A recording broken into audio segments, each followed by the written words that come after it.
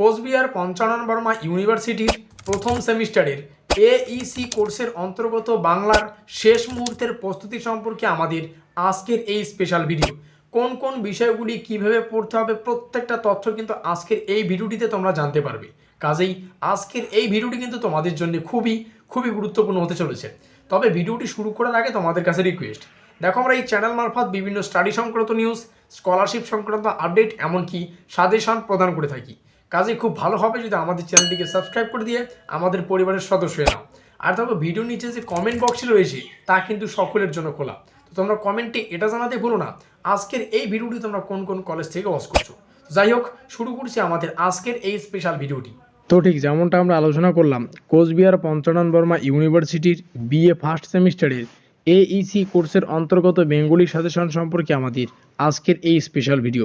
আজকের এই ভিডিওটিতে আমরা শেষ মুহূর্তের প্রস্তুতি সম্পর্কে বিস্তারিত আলোচনা করব। আজকের এই সাজেশনমূলক ভিডিওটির নাম রাখা হয়েছে ব্রহ্মাস্ত্র সাজেশন। তো দেখো, সম্পূর্ণ সিলেবাস তোমাদের সামনে আমি উপস্থাপন করছি। তো এই সিলেবাসের অন্তর্গত জাস্ট ছোট্ট একটা বিষয়, সেটা হচ্ছে কারকের অন্তর্গত কর্তৃকারক, অর্থাৎ কারকের যতগুলো প্রকারভেদ রয়েছে তার প্রথম কারক অর্থাৎ কর্তৃকারকের কাকে বলে, কর্তৃকারকের প্রকারভেদ সম্পর্কে একটু আলোচনা করব। কেন জানি না, আমার মনে হলো যে কর্তৃকারকের প্রকারভেদটা তোমাদের সামনে তুলে ধরি। প্রশ্নটা ইম্পর্টেন্ট, এখান থেকে এই বিষয়টাই বোঝো। এই কারক ও বিভক্তি, এখান থেকে বিভিন্ন গুরুত্বপূর্ণ প্রশ্ন আসে, যেমন কারক কাকে বলে, কারকের বিভিন্ন প্রকারভেদ এবং কারকের প্রকারভেদ জানতে চাই, যেমন কর্তৃকারকের প্রকারভেদ সম্পর্কে আলোচনা করো। তার জন্যই কেন জানি না মনে হলো যে কর্তৃকারকের প্রকারভেদটা একটু আলোচনা করা যাক। তো তার জন্যই কিন্তু তোমাদের সামনে তুলে ধরা। কর্তৃকারক ব্যাকরণী অর্থাৎ ব্যাকরণ শাস্ত্র অনুযায়ী বাক্যস্থিত অর্থাৎ বাক্যের মধ্যে উপস্থিত যে বিশেষ্য বা সর্বনাম পদ ক্রিয়া সম্পন্ন করে, ক্রিয়া মানে যে কোনো কাজ হতে পারে, ঠিক আছে, ক্রিয়ার কর্তা বা কর্তৃকারক তাকেই কিন্তু ক্রিয়ার কর্তা বা কর্তৃকারক বলা হচ্ছে। তো ক্রিয়ার সঙ্গে কে বা কারা যোগ করে প্রশ্ন করলে যে উত্তর পাওয়া যায় তা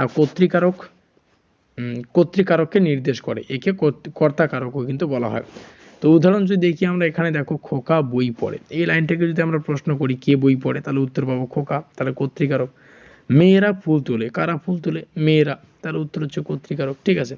এখানে একটু আলোচনা করছি এই কর্তৃকারকের প্রকারভেদটার জন্যই কিন্তু আজকের এই ভিডিওটি তৈরি করা। যদিও কর্তৃকারক সম্পর্কে আলোচনা করেছি, কারক কাকে বলে, কারকের বিভিন্ন প্রকারভেদ, এই গুরুত্বপূর্ণ বড় প্রশ্নটার উত্তর সম্পর্কে আলোচনা করা হয়ে গেছে। কর্তৃকারকের বহুবিধ প্রকারভেদ বিদ্যমান। নম্বর, কর্তৃকারকে বাক্যের ক্রিয়া সম্পাদনের বৈচিত্র্য বা বৈশিষ্ট্য অনুযায়ী এটা 4 ভাগে ভাগ করা হয়। একটা হচ্ছে মুখ্য কর্তা, অর্থাৎ যিনি মুখ্য থাকবে, বুঝতেই পারছো, যে নিজে নিজেই ক্রিয়া সম্পাদন করে সে মুখ্য কর্তা, যেমন ছেলেরা ফুটবল খেলছে, মুষলধারে বৃষ্টি পড়ছে।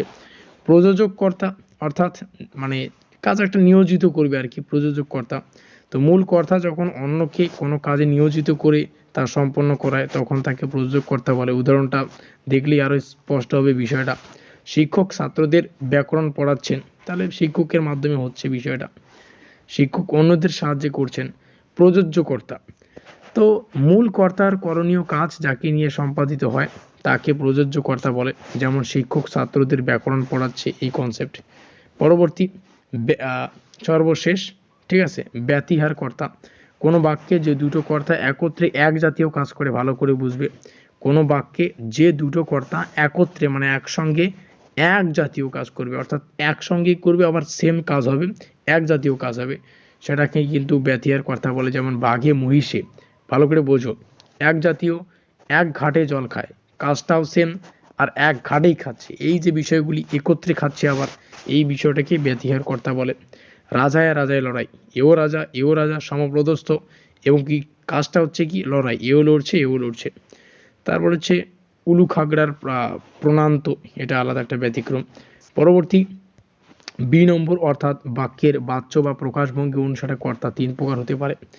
1 নম্বর কর্মবাচ্যের কর্তা, তোমরা একটু দেখে নাও, ভাববাচ্যের কর্তা, তারপর হচ্ছে কর্মকর্তৃবাচ্যের কথা। তো এই হচ্ছে সম্পূর্ণ সাজেশন।